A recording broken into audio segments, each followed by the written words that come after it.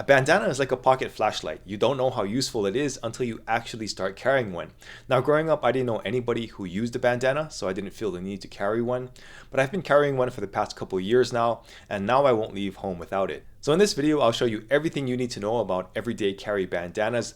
I went through some trial and error to figure this out, so this is the video I wish I had before I bought my first one. How's it? My name is Hugh, and obviously carrying a square piece of cloth is nothing new. It's known by different names in different cultures, but in this video, I'm going to be focusing on the American bandana. Alright, let's get into it. Now the first question you may have is, what color should I get? Some people say that you have to have a red paisley bandana because insert arbitrary reason here. Obviously that's nonsense, but I do recommend spending some time picking out the right colors for you.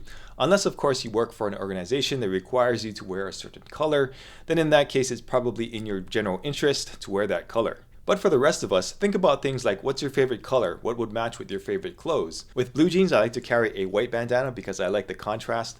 In all other cases, I usually carry a blue bandana because it doesn't show the stains as much. I'll get into where to find cool bandanas later in this video, but for now, just keep in mind that there are no color restrictions.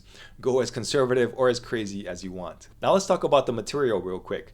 I highly recommend getting a 100% cotton bandana. In my experience, it works the best in all situations, and it is a must-have for me. Silk is mostly for fashion, and synthetic materials do not pick up liquids as well. Synthetic fibers also can get smelly. The only exception to the 100% cotton rule is if you're bougie. In that case, you should not tarnish your reputation by getting anything less than silk. That said, wool can be a suitable alternative, but wool bandanas are harder to find, so the bottom line is just buy a 100% cotton bandana, at least for your first one. The next thing you're probably wondering about is size. The best bandana size for you will depend on a lot of different factors, so take a couple minutes to figure out what you're going to use the bandana for. Based on my experience, I'll give you a quick rundown of the general sizes, what they're called, so you can make a more informed decision. Remember that the names and sizes that I'm about to give you are simply approximations and what I like to call them. You can call them anything you want, but just for the sake of discussion here, here's what I call the different bandana sizes. I loosely define a bandana as a square piece of cloth that you can easily tie around your head. There are basically two sizes of bandanas. The smaller size is between 20 and 22 inches, around there. That's a regular size bandana to me. An extra large bandana will be bigger than 22 inches and go up to about 27 inches. I consider a handkerchief anything less than 20 inches, and if you go from 27 inches to about 36 inches, that's a wild rag. And if you have anything larger than 36 inches, congratulations, you're wearing a cape. Super. Just kidding. Historically, at least in America, the larger sizes were called kerchiefs and were usually about 42 inches. This makes sense because the smaller size was hand-sized or a handkerchief. In my research, it seems like most people had the larger sizes because it could do so many things. Now, if all of this is a little confusing, that's okay. If you don't know what to buy, then I would highly recommend going with the 22 inch. That is the most practical size nowadays, and it fits easily into your pocket. This size is perfect if you just want something to wipe your face with, tie around your neck, or put on your head. I personally prefer to carry a 27-inch bandana. That's what it looks like, mostly because I have a pretty big head and the 22-inch just barely fits around it. I can also use this bigger bandana for other things, which I'll get into later in this video. Once you've chosen a bandana, it's a good idea to wash it and then iron it before you use it for the first time. This will make it easier to fold and will be more compact in your pocket, and it'll look great. To iron your bandana, set your iron on the cotton setting and be sure to use steam by adding water in the top. I would not recommend using starch because starch feels weird if it gets on your skin.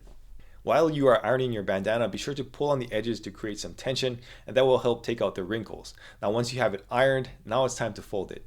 Here's how I like to fold my bandana for my back pocket. Before I get into it, I would not recommend rocking the rooster tail. It can get caught on something and easily get pulled out of your pocket, or it can get dirty when you sit down. It also lowers your perceived IQ into the single digits. Now do what you want, obviously, I'm not the boss of you, but here's what I recommend after some extensive testing.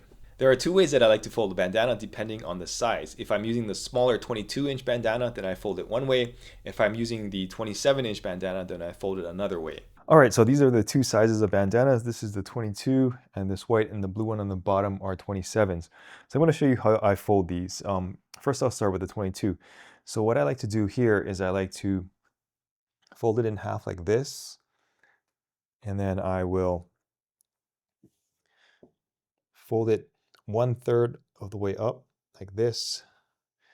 So these two parts should be equal, and then I'll fold it this way. And then I'll take this edge, which is the open edge or the sewn edge. I'll fold that in so it's nice and neat again 1/3, and then I'll fold it over again, and that's how it comes out. Now I do this because I want it to stick out from my pocket a little bit. So I like when it sticks out like that. So I folded this one in the same way. So as you can see, it's nice when it fits like that. And then if you have skinnier pockets, it also makes it easier to fit because there's some space on the side of this one, as you can see. But if you have smaller pockets, then this will also fit in there. Now, if I've just folded them edge to edge, this is what it would come out like. So when I put it in the pocket with these jeans, it would be kind of buried in there and you wouldn't see it. And that's fine if you like that, but I like it sticking out a little bit.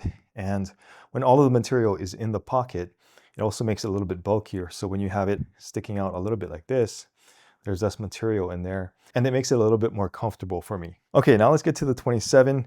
For the 27, I like to fold it edge to edge, like this one here, because these are big enough and long enough that they will stick out of the pocket. So I'll demonstrate that here. So I'm going to look for the outside, which is this side right here. This is the outside, that's where it's printed.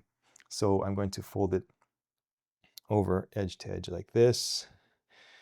And then I'm going to fold it in edge to edge like that, and make sure that the folded edges, the sewn edge is here, and then I'll fold it directly over. And then on this side, I will fold the sewn edge over like this, and then fold that over like that. So in this case, I want to get a little bit more of a square fold, and this is going to be perfect for jeans pockets because I can just stick it in like that. As you can see, it sticks out a little bit, but it also is pretty well wedged in there, so it won't come out. So I'm going to stick that in there like that, and that's how it looks in the jeans pocket. And that's how I like to wear my bandanas, both the 22-inch like this one and the 27-inch like this one.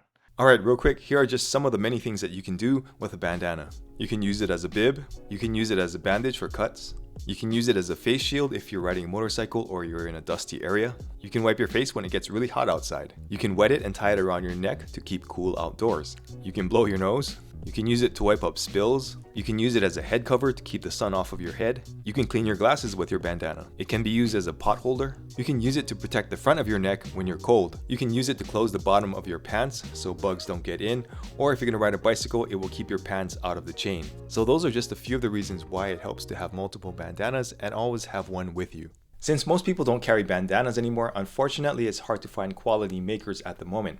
Of course, there's always the cheap stuff from China, and that stuff is okay for everyday carry, but if you're looking for the high quality stuff, it's harder to find. It seems like bandanas are making a comeback though, so there are some makers that I recommend checking out. There's a link in the description below. That's a link to a list that I created of bandana makers that I recommend. That list contains companies that make bandanas from the inexpensive stuff all the way up to the high-end stuff and everything in between. And when I add companies to that list, I'm primarily looking for good value for the money. I also have reviews of their products if I've tried them and places that you can check them out. I didn't want to put those manufacturers in this video because things can change over time, so I'm just updating that list periodically whenever I have a chance. Now it's time to go out and find your first bandana. Check out the link in the description below or do your own research. Most importantly, have fun with the process and let's bring back bandanas. If you like this video, give it a thumbs up, subscribe and hit the bell to get more videos like this, and check out the video that's coming up next.